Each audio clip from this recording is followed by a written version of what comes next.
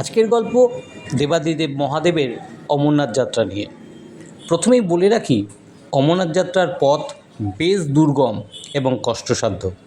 শারীরিক ও মানসিকভাবে সুস্থ থাকলে তবেই এই যাত্রার সিদ্ধান্ত নেবেন। আমরা চলেছি আজ জম্মু তাওয়াই এক্সপ্রেস করে। যেহেতু আমাদের এই দীর্ঘ 48 ঘন্টার যাত্রা, তাই বাড়ি থেকে টিফিন তৈরি করেই নিয়ে আমরা বেরিয়েছি। সকাল সকাল মা, বাচ্চা এবং বউকে বিদায় জানিয়ে আজকের যাত্রা আমরা সকালবেলায় শুরু করছি। আজকে আমরা প্রথমে চলে যাব আজিমগঞ্জ স্টেশন। যেহেতু আমরা 13151 জম্মু তাওয়াই এক্সপ্রেস করে কাশ্মীর যাচ্ছি, সেহেতু আমাদের বর্ধমান থেকে ট্রেন ধরার পরিকল্পনা রয়েছে। যদিও এই ট্রেনটি কলকাতার চিতপুর স্টেশন থেকে বেলা 11:45 ছেড়ে যায়। আমরা বর্ধমান থেকে এই ট্রেনটি ধরব 1:34। আমাদের টিকিট এসি 3 টায়ারে।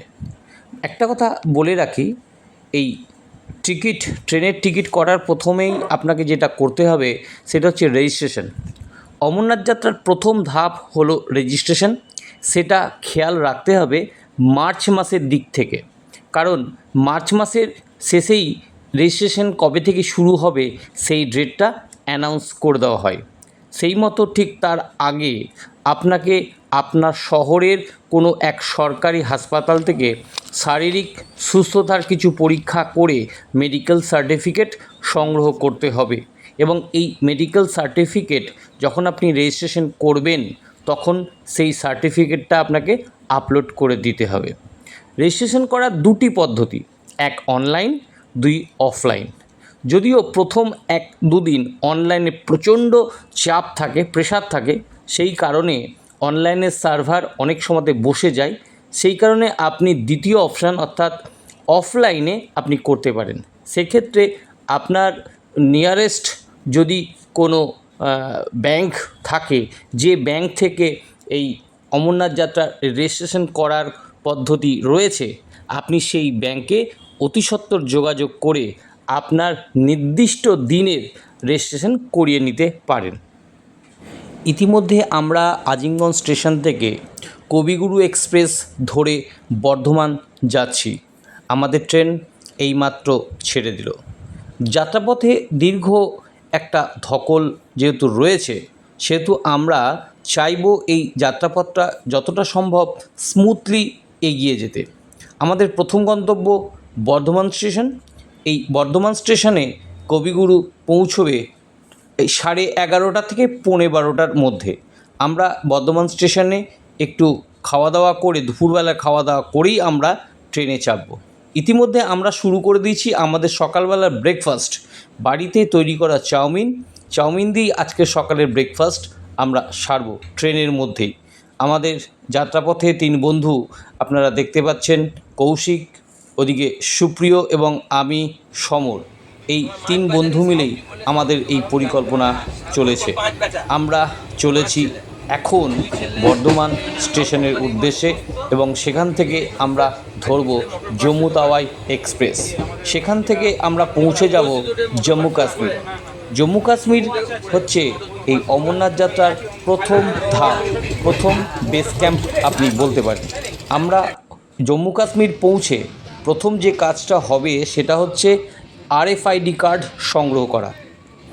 এই RFID কার্ড ছাড়া আপনি অমরনাথ যাত্রা করতে পারবেন না। এই RFID কার্ড আপনি অনেক কটা জায়গা থেকে সংগ্রহ করতে পারেন। প্রথম জম্মু কাশ্মীরের জম্মু তাওয়াই স্টেশনের বাইরে থেকে, দ্বিতীয়ত পেহেলগাঁও কিংবা বালটাল। আমাদের যাত্রাপথ বা আমাদের প্ল্যানিং যেহেতু রয়েছে, আমরা যাব পেহেলগাঁও থেকে চন্দনওয়ারি হয়ে আমরা উঠব অমরনাথের উদ্দেশ্যে। সেহেতু আমাদের প্রথম গন্তব্য হচ্ছে জম্মু তাওয়াই পৌঁছে সেই দিন সকালবেলাতেই আমরা যতটা তাড়াতাড়ি সম্ভব আমরা পেহেলগাঁও বেস ক্যাম্পে পৌঁছে যাওয়ার চেষ্টা করব।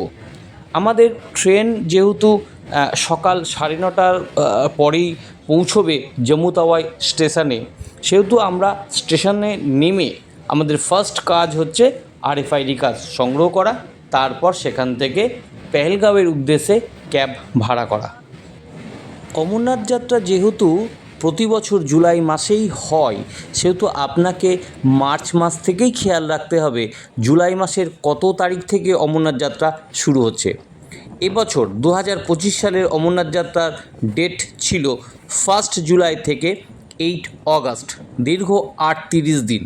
সেহেতু আপনি মার্চ মাসের মধ্যে থেকেই অমরনাথ বোর্ডের যে ওয়েবসাইট আছে সেই ওয়েবসাইটের নির্দিষ্ট খোঁজ আপনাকে রাখতে হবে। এই দীর্ঘ পরিকল্পনা আপনাকে জুলাই মাসের যে সফর তা আগে থেকেই করে রাখতে হবে। প্রথম কাজ রেজিস্ট্রেশন। ইতিমধ্যেই আমরা দেখতে পাচ্ছি একটি বন্দে ভারত ট্রেন আমাদের সামনে দিয়ে এগিয়ে চলেছে। যদিও এই স্টেশনে এই বন্দে ভারত ট্রেনের স্টপেজ রয়েছে বলেই ট্রেনের স্পিড এত কম। আমরা দূরপাল্লার ট্রেনে ইতিমধ্যে আলোড়ন সৃষ্টি করেছে এই বন্দে ভারত এক্সপ্রেস। যদিও ভাড়াটা একটু বেশি, তবে যাত্রী স্বাচ্ছন্দ্যের কথা মাথায় রেখে যে সকল সুযোগ সুবিধা দেওয়া হচ্ছে সেই দিক দিয়ে দেখলে যথেষ্টই সুন্দর। এবার যে বিষয়টি আমরা আলোচনা করব সেটা হচ্ছে রেজিস্ট্রেশন করার সময় আপনার যে জিনিসটি সবচেয়ে গুরুত্বপূর্ণ সেটা হচ্ছে মেডিকেল ফিটনেস সার্টিফিকেট। এই মেডিকেল ফিটনেস সার্টিফিকেট আপনাকে জোগাড় করতে হবে এই অমরনাথ যাত্রার যে বোর্ড সেই বোর্ডের নির্দিষ্ট করে উল্লেখ করে দেওয়া হসপিটাল থেকেই। প্রথমে আপনাকে এই হসপিটাল যে সমস্ত হসপিটালগুলো এখানে উল্লেখ থাকবে সেই সমস্ত হসপিটালের মধ্যে থেকে কোনো একটা হসপিটালে গিয়ে আপনাকে আউটডোর টিকিট করতে হবে এবং সেটা জেনারেল মেডিসিনের কোনো ডাক্তারকে দেখানোর জন্য। যখন আপনি জেনারেল মেডিসিনের ডাক্তারকে দেখাবেন তখন আপনার প্রথমে হাইট, ওয়েট এবং ব্লাড প্রেশার ও সুগার টেস্ট করা হবে। এছাড়া আরও বেশ কয়েকটি টেস্ট আপনাকে করতে দেবে, যেমন বুকের ছবি, ইউরিন টেস্ট এবং ব্লাড টেস্ট এবং ইসিজি। এই সমস্ত রিপোর্টের ওপর ভিত্তি করেই আপনার এই মেডিকেল সার্টিফিকেটটা ইস্যু হবে। যদিও আপনি যদি চেষ্টা করেন যে এই মেডিসিনের ডাক্তার যদি আপনাকে সুযোগটা দেয় যে আপনি বাইরে থেকে এই সমস্ত রিপোর্টগুলো করিয়েও ডাক্তারের সঙ্গে কথা বলে আপনি আপনার মেডিকেল সার্টিফিকেটটা পেতে পারেন, যদিও এটি নির্ভর করছে ডাক্তারের ওপর। আর হসপিটাল থেকে আপনি বিনা পয়সায় করাতে পারেন, কিন্তু খুব সময় সাপেক্ষ। যদি আপনার হাতে সময় থাকে সেক্ষেত্রে আপনি হসপিটাল থেকেই করিয়ে নিতে পারেন। এই মেডিকেল সার্টিফিকেট ছাড়া আপনি অমরনাথ যাত্রার রেজিস্ট্রেশন করাতে পারবেন না। রেজিস্ট্রেশন করাতে গেলে মেডিকেল ফিট সার্টিফিকেট অবশ্যই লাগবে। আর এই মেডিকেল সার্টিফিকেটের ক্ষেত্রে একটি এজ লিমিট আছে, যেটি হচ্ছে 13 বছর থেকে 70 বছর। অর্থাৎ 13 বছরের নিচে কোনো বাচ্চা এই অমরনাথ যাত্রায় যেতে পারবে না এবং 70 বছরের ঊর্ধ্বে কোনো বৃদ্ধ বা বৃদ্ধা এই যাত্রার জন্যে অনুপযোগী বলে ঘোষিত হবে। ট্রেন ইতিমধ্যে জম্মু তাওয়াই স্টেশনে পৌঁছে গেছে। যদিও আজ ট্রেন 1 ঘন্টা লেটে ছিল।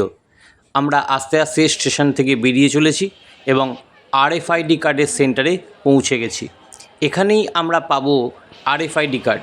যদিও ভিড় প্রচণ্ড রয়েছে তবুও খুব একটা সময় লাগছে না এবং এখানকার যে পুলিশ প্রশাসন আছে তারা সুন্দর সিস্টেমেটিক ওয়েতে মানুষকে সারিবদ্ধভাবে লাইন করিয়ে দিয়েই তারপর RFID কার্ডটি আপনি সংগ্রহ করতে পারবেন।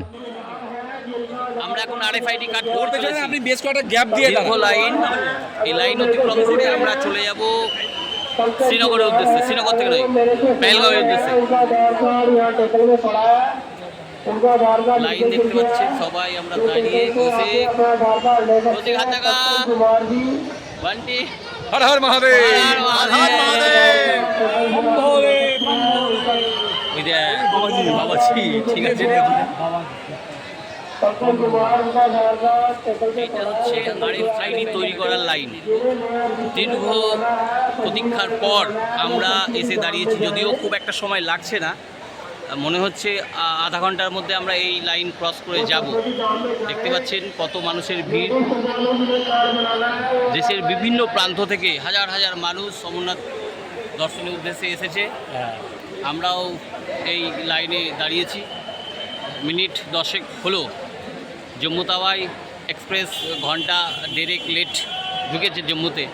তারপরে আমরা আমাদের প্রথম কাজ আরএফআইডি কার্ড, তারপর এখান থেকে সিম তুলব, দিয়ে আমরা বেরিয়ে যাব পেহেলগাঁওয়ের উদ্দেশ্যে।